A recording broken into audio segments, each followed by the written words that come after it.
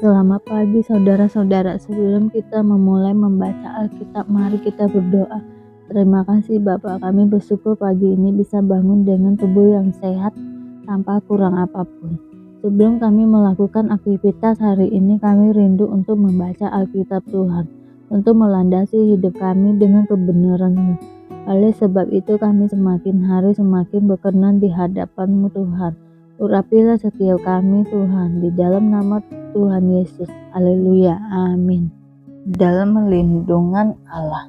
Orang yang duduk dalam lindungan yang maha tinggi dan bermalam dalam naungan yang maha kuasa akan berkata kepada Tuhan, tempat perlindunganku dan kubu pertahananku, Allahku yang kupercayai, sungguh Dialah yang akan melepaskan engkau dari jerat penangkap burung, dari penyakit sampar yang busuk.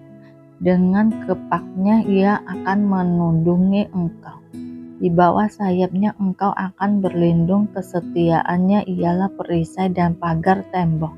Engkau tak usah takut terhadap kedahsyatan malam, terhadap panah yang terbang di waktu siang, terhadap penyakit sampar yang berjalan di dalam gelap, terhadap penyakit menular yang mengamuk di waktu petang.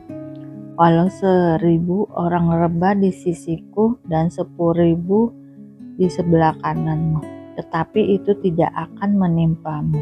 Engkau hanya menontonnya dengan matamu sendiri dan melihat pembalasan terhadap orang-orang fasik. Sebab Tuhan, Ialah tempat perlindunganmu yang maha tinggi telah kau buat tempat perteduhanmu.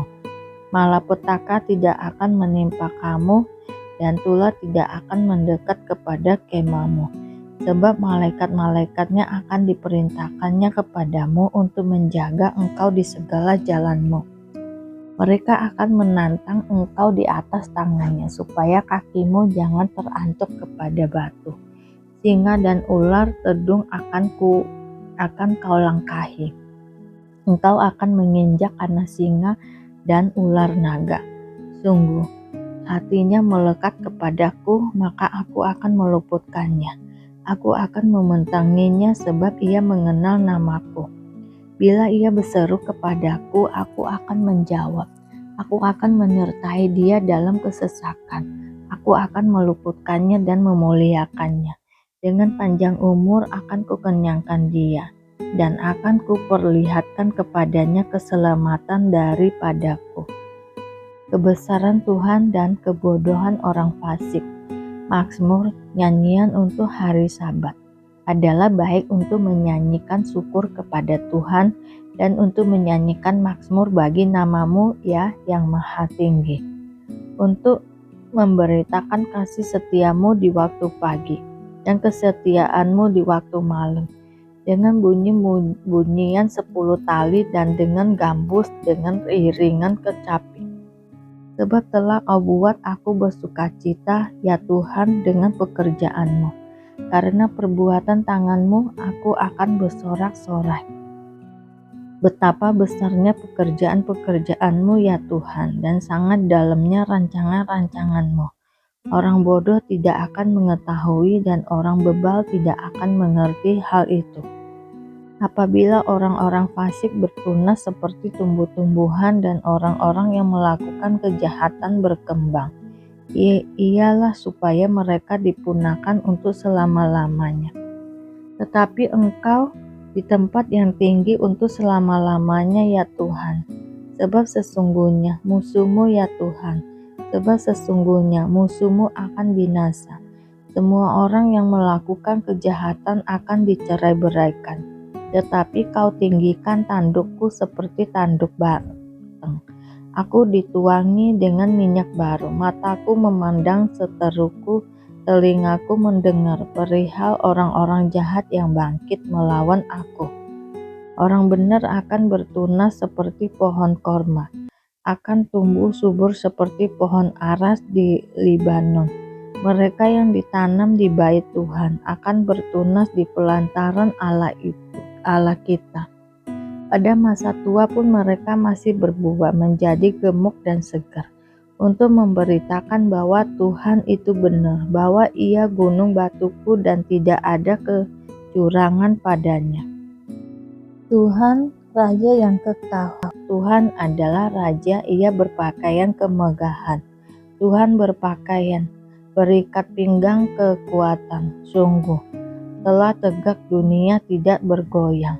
Tatamu tegak sejak dahulu kala, dari kekal Engkau ada.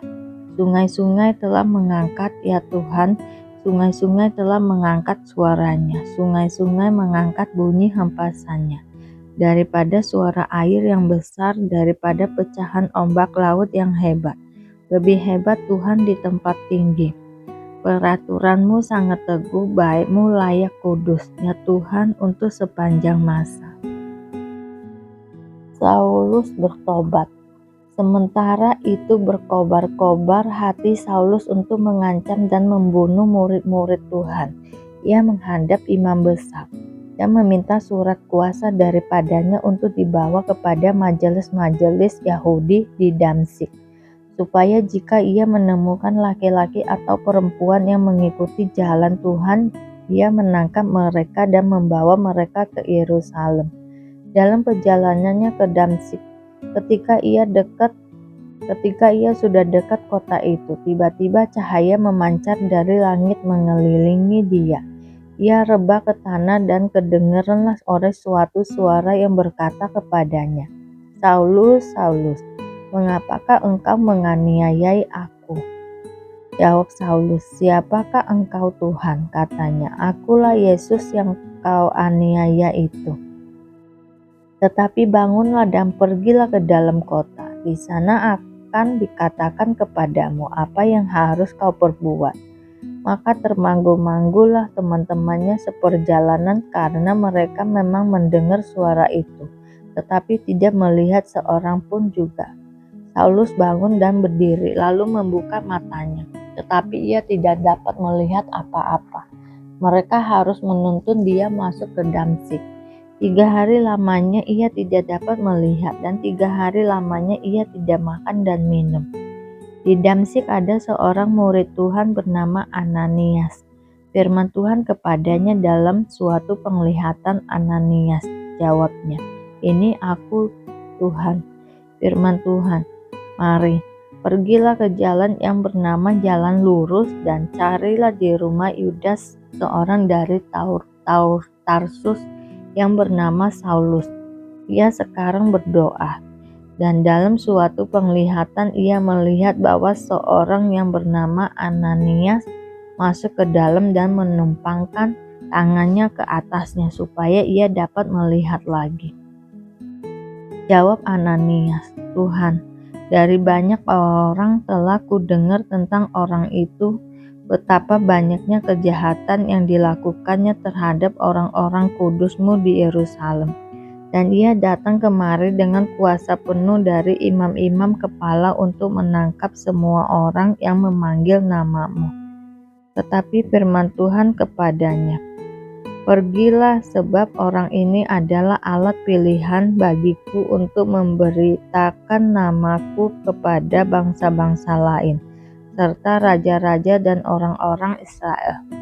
Aku sendiri akan menunjukkan kepadanya betapa banyak penderitaan yang harus ia tanggung oleh karena namaku." Lalu pergilah Ananias ke situ dan masuk ke rumah itu.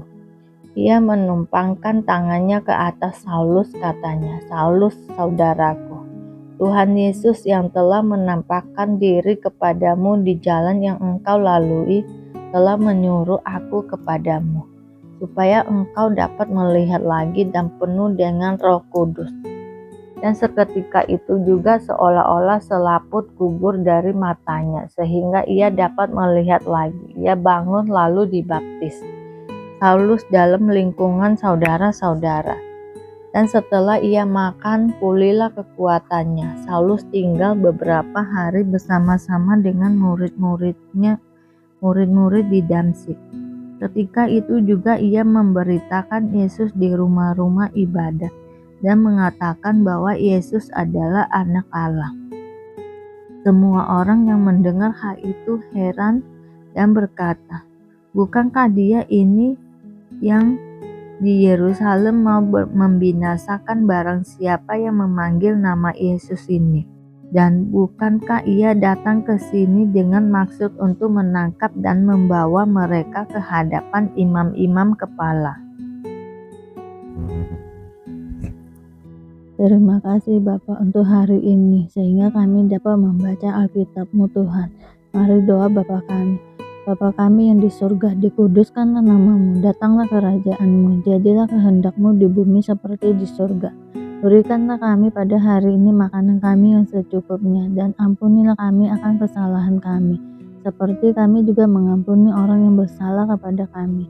Dan janganlah membawa kami ke dalam pencobaan, tetapi lepaskanlah kami daripada yang jahat, karena Engkaulah yang mempunyai kerajaan dan kuasa dan kemuliaan sampai selama-lamanya.